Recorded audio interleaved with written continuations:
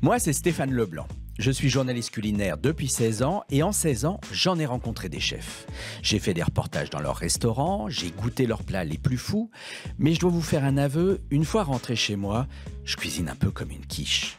Donc dans cette émission, je vais retourner voir mes chefs préférés, leur apporter les ingrédients simples pour qu'ils me montrent comment les émincer, les blanchir, les assaisonner, les détailler, les hacher, les déglacer, les farcir, les rissoler, les pétrir, les épépiner, les épicer, les dorer, les adorer. Bref, parler cuisine pour enfin savoir cuisiner. Bienvenue, qu'est-ce que tu fous ? C'est ce que demande Louis de Funès dans le film Ni vu ni connu d'Yves Robert. Et la réponse est claire, tout le monde en veut des champipis. Surtout en cette saison, quand le roi des champignons est de sortie, j'ai nommé le cèpe. Moi, j'adore ça, les cèpes. Pour les citadins comme moi qui n'y connaissent rien, on filera plutôt au marché où les cèpes poussent comme des champignons, justement. Lesquels faut-il choisir alors? Les petits, les gros? En tout cas, je crois qu'il vaut mieux qu'ils soient de couleur bien homogène.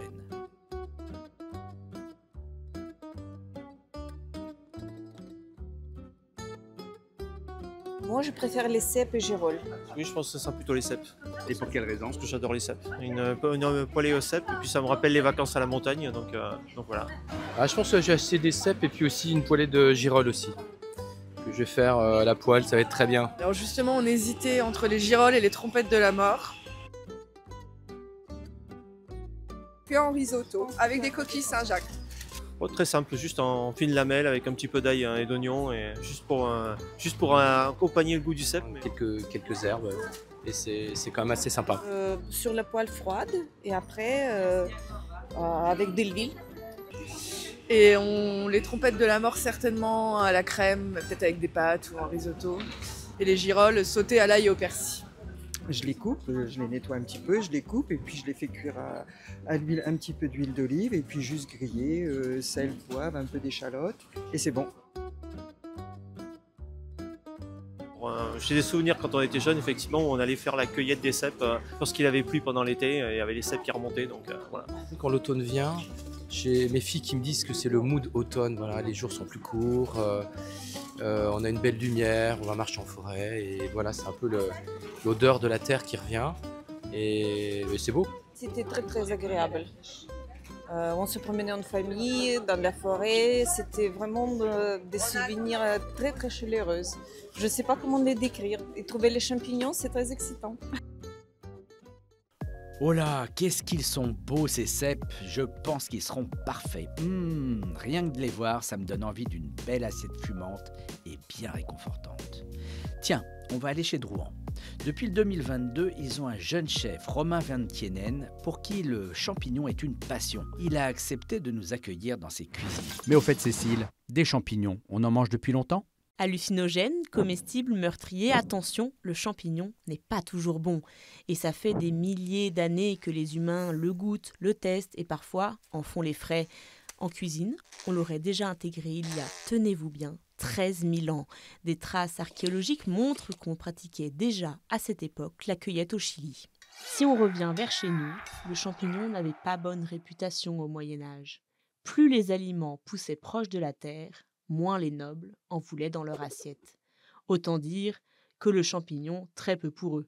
C'est à la Renaissance qu'il renaît de ses cendres, malgré son image d'aliment dangereux, qui inspire même les pires scénarios dystopiques, il est finalement souvent comestible et délicieux. En France, il existe une centaine d'espèces bonnes à déguster. Pour la petite histoire, le champignon de Paris, star des champignons français, n'est plus élevé dans la région parisienne. Il a été repoussé dans les Pays de la Loire quand le métro a pris ses quartiers dans la capitale. Ah bah Romain, salut! Regarde ce que j'ai trouvé sur le marché. C'est magnifique. Franchement, je me suis dit, mais avec des cèpes pareils, il n'y a que toi, il y a que toi pour nous cuisiner quelque chose. Est-ce que tu as une idée en tête? Une petite pâte aux cèpes, non? Pâte aux cèpes. Ouais. Très bonne idée. Pâte fraîche. Allez, venez. Allez, on y va. Allez. Super.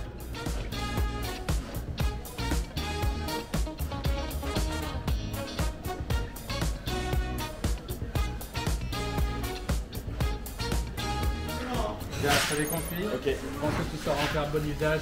Allez, en tout cas, mieux que moi, ça c'est sûr. Ils sont bons. Moi, j'étais plus petit. Je me suis dit c'était ce qu'il y avait de Bien mieux. ferme. Bien ferme. Ouais. Bon, il va falloir les gratter un peu. Ouais. Tu vas nous montrer comment on fait? Allez, on y va. Bon alors, la difficulté avec les cèpes évidemment, c'est que il faut les éplucher.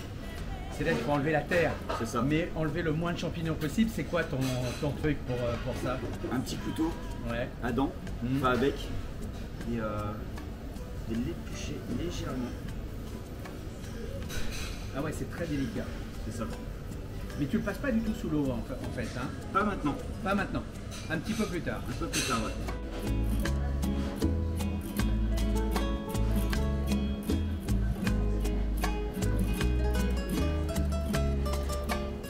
Les champignons, il en faut combien par personne? Parce que moi je me suis demandé, je me Après, je suis suis dit, assez gourmand. ouais, 125 grammes par T'as personne, ça, c'est bien, t'as non? ça, t'as ça.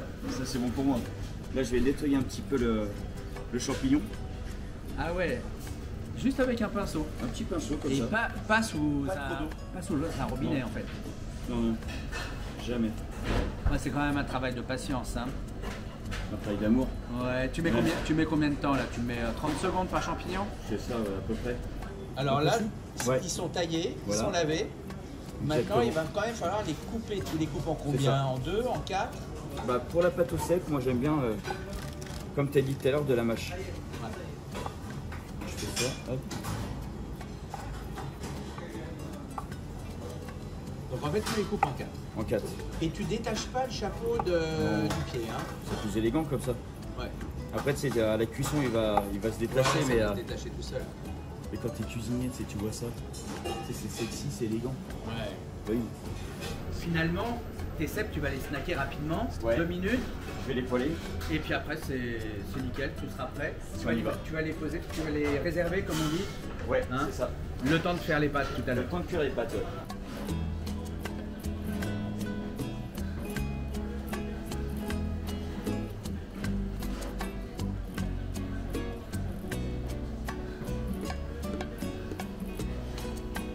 Tu veux la couleur, ça prend Ouais. Regarde la couleur. C'est quand même un peu vif, hein. C'est très vite, regarde la flamme. Ah ouais, la flamme elle est énorme. Ah le sel. Et le sel jamais avant la cuisson, hein. Juste après. Juste après. Ouais. Parce qu'en fait, il y a une autre végétation qui va te concentrer les goûts. Là, regarde, c'est magnifique. Ouais. Je vais manger comme ça. Je peux goûter? Tu peux goûter? Ouais, je veux bien. C'est un peu chaud. Ah, c'est très très chaud. Ouais. Attends. Moi je Regarde, retourne pas vas-y. là. Goûte. Oh là. C'est chaud, mais c'est bon. D'accord. Hein? Faut pas gâcher.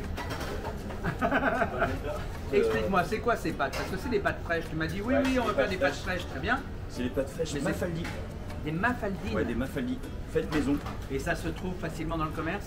Oui, oui. T'as des spaghettis, t'as des mafaldi, tu Il peux faut tout quand même trouver aller maintenant à voir Paris, un traiteur italien quand même. Ouais, c'est ça. Et alors là, c'est combien de temps? 4 minutes. 4 minutes. Ouais, pour ces pâtes fraîches, 4 minutes. Ton eau est salée, j'imagine. Exactement. Romain, tant qu'on attend la cuisson des pâtes là, Ouais.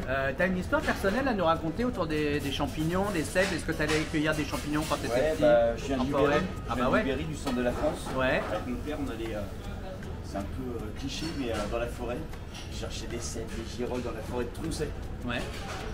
Et c'est émouvant. Et ton amour des champignons, il vient de là, ton avis? C'est ça. Ouais. Alors, l'écumoire pour les pâtes, c'est idéal pour. Ouais. Alors, d'abord, tu vas prendre l'eau L'extraction d'extraction de de champignons. C'est ça. Ouais. Je vais déglacer. Et tu vas déglacer la poêle, mais il n'y a poêle rien de dedans. tout à l'heure, ouais. Ah ouais. La poêle des cèpes. Donc, c'est pour déglacer les sucres. Exactement, regarde. Ouais.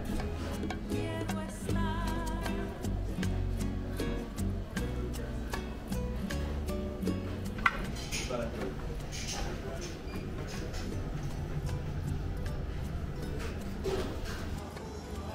Et là, on se met des petits cèpes. T'as le jus de cèpe aussi.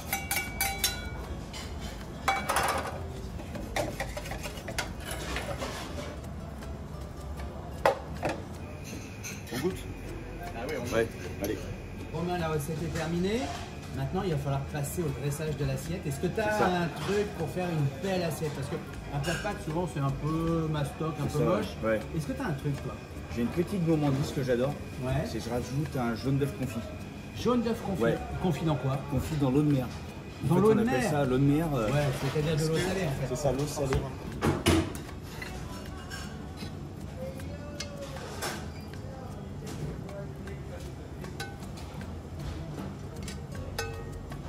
Voilà, une assiette bien présentée. Et puis, un petit jaune d'œuf confit. Au milieu. Oh là! Ah, mais c'est une vraie beauté, ça.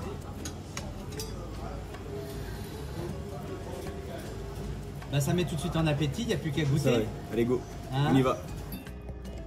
Tout de suite, ça donne envie de se plonger dedans. Mais ça fait frissonner de bonheur. C'est une assiette absolument magnifique, merveilleuse et sublime. Bam, merci.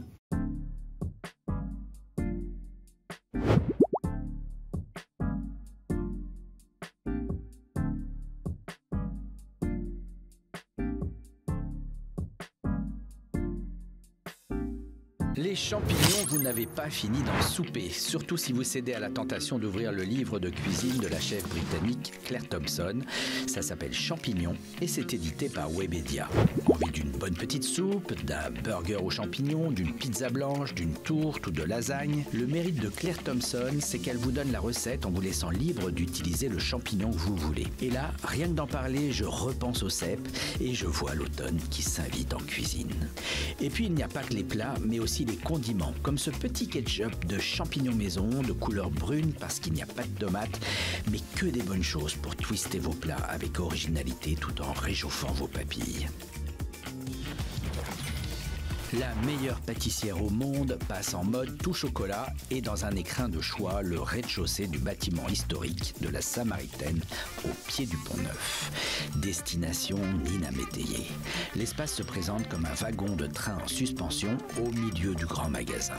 Une invitation au voyage ou une halte automnale qui annonce déjà la féerie de Noël. Nina Métayer a lancé sa chocolaterie à La Rochelle cette année et elle propose là le meilleur de sa collection de tablettes, de barres chocolatées régressives et de créations exclusives. Et je les vois déjà, les gourmands, prendre place dans l'un des sièges moelleux qui invitent à la dégustation ou pour expédier à leurs amis un petit coffret cadeau accompagné d'une carte postale. Et si un imprévu vous empêche de faire escale, il reste la commande en ligne sur le site de Nina Métayer.